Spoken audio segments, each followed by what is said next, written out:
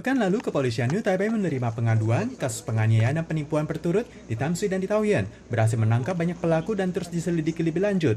Walaupun berhasil menyelamatkan 58 korban yang terkurung, namun ada 3 korban meninggal akibat dianiaya, jatuh dari gedung, atau sakit, di mana jasad dibuang di Taoyuan dan kawasan pegunungan Sun Moon Lake. Keluarga korban menangis pilu usai menerima berita dan menuntut keadilan, sementara korban yang berhasil melarikan diri ditemukan dengan kondisi sekujur tubuh penuh luka. Saat ditanya, korban menjelaskan perjalanan bagaikan penjara neraka.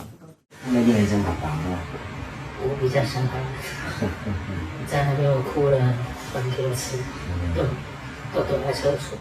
Menilik kasus dari awal, polisi mulai beraksi dari Tamsui, New Taipei, berhasil menyelamatkan 26 korban. Kemudian menelusuri informasi selanjutnya ke Chunli, Taoyuan, berhasil menyelamatkan 32 orang. 2 aksi berhasil membekuk 23 pelaku, dan semuanya berhasil ditangkap. Ada 2 pelaku yang dialihkan ke pengadilan anak, sementara kepala komplotan juga berhasil ditangkap tanggal 4 November.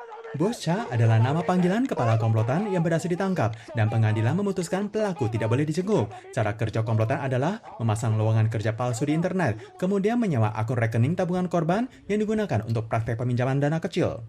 这个个案是非常残忍而且惨绝人寰检察机关一定会全力来做一个清查。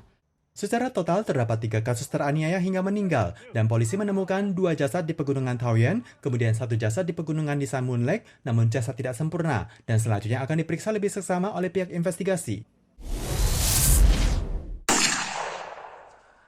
Banyak tentara sukarelawan internasional yang mengikuti perang untuk Ukraina. Jonathan Chong berusia 25 tahun dari Hualien, Taiwan, berangkat menuju Ukraina pada Juni lalu. Namun menurut informasi dari sesama tim, tanggal 2 November saat Jonathan Chong menjalani tugas di timur Ukraina, beradu sengit dengan tentara Rusia dan tak terduga tertembak mobil tank dan tewas.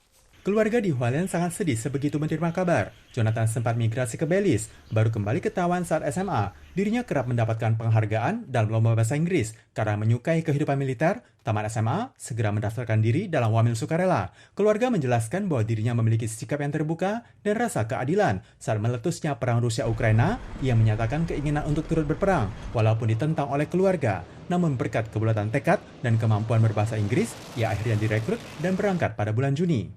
Rekan sejawatnya yang berasal dari Jepang turut mencuit dengan foto dalam akun Twitter mengenal almarhum Jonathan Chong. Netizen Taiwan menyebutnya sebagai pahlawan sejati, bahkan menggelar aksi untuk mengharapkan jasa dapat dikembalikan ke Taiwan. Merujuk pada data yang ada, pihak MOFA kini tengah mengupayakannya. Jumlah kasus lokal harian di Taiwan selama 5 hari berturut di bawah 30.000 orang. Kebijakan diperlonggar sejak pekan ini, di mana warga tidak lagi diwajibkan untuk mengukur suhu tubuh saat keluar masuk ruang publik.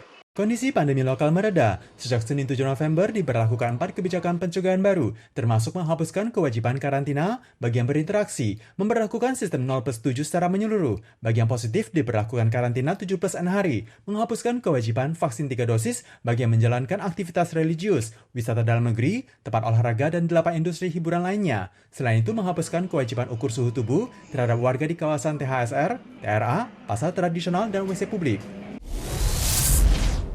Vaksin flu musiman publik diperluas penyuntikannya per November bagi warga berusia 50 tahun ke atas. Pihak CDC telah menyediakan sekitar 6,3 juta dosis. Hingga 4 November telah tersuntik sebanyak 4,46 juta dosis. Vaksin flu musiman tidak saja mencegah flu, namun merujuk kepada hasil riset yang dilakukan oleh Kanada terhadap 4 juta lebih orang dalam kurun waktu 10 tahun terakhir, seperti yang dilansir oleh The Lancet, persentase kemungkinan terkena stroke bagi warga yang telah divaksin menurun 20 hingga 30%, termasuk stroke embolik dan stroke hemoragik, efektif bagi berbagai jenjang usia. 那些有感染流感比起那些没有感染流感的病人，其实有将近3倍的机会会发生脑血管的中风事件了哈。那所以说，如果说流感疫苗它是能够有防重症，那就是一并连这些心血管疾病的并发症，包含说中风的这些并发症一并都防住。